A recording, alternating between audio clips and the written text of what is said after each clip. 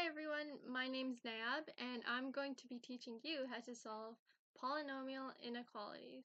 So the question that we're going to be working with today is 21 minus 7x is smaller than or equal to negative x squared times x minus 3.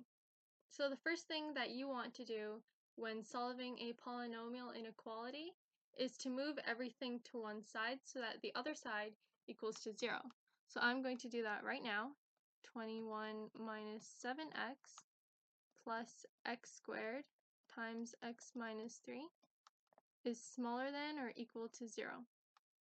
I'm going to expand 21 minus 7x plus x cubed minus 3x squared is smaller than or equal to 0. I'll write this in standard forms just so that it's easier to see what we're working with. X cubed minus 3x squared minus 7x plus 21 is smaller than or equal to 0. So now we see that we have a cubic function, which I'm going to call px. And one thing to note when you're working with polynomial inequalities is that it's always easier when the leading term is positive. This just makes it easier to factor, which I'm going to be doing right now.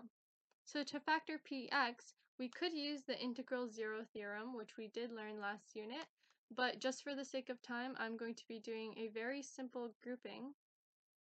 So the greatest common factor for the first two terms would be x squared times x minus 3, and for the second two terms, it would be negative 7, so negative 7 times x minus 3 is smaller than or equal to 0.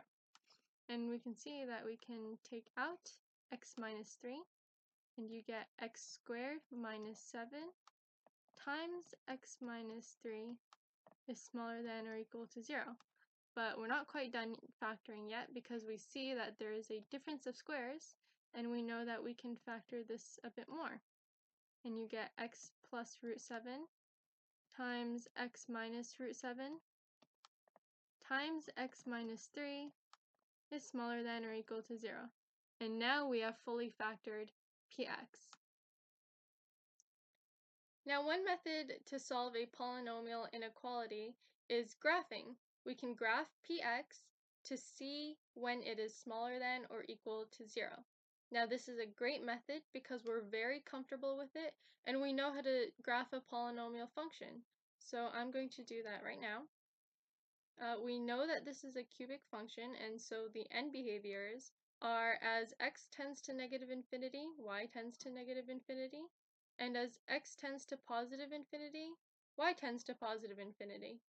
And we know that the zeros of this function are negative root 7,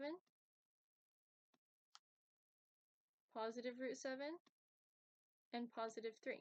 And we know that this function passes these zeros in a linear fashion. And from this information, we can make a very rough sketch of this graph. And just by looking at it, we can see when px is smaller than or equal to 0. So here and here. And so we know that px is smaller than or equal to 0 when x equals any number from negative infinity to negative root 7 inclusive of root 7, or any number from root 7 to 3 inclusive. And that is how you solve a polynomial inequality by graphing. And thank you for watching this video, and I hope you learned something.